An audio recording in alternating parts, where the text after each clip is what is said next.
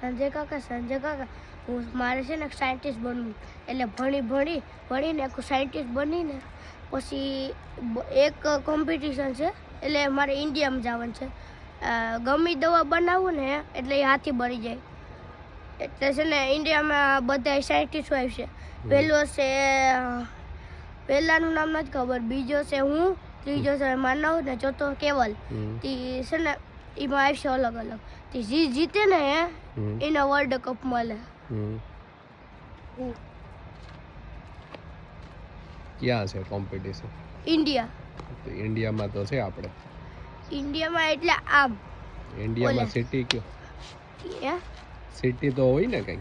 હા, મુંબઈ છે, હૈદરાબાદ છે, બેંગ્લોર છે, ચેન્નઈ છે, હૈદરાબાદ.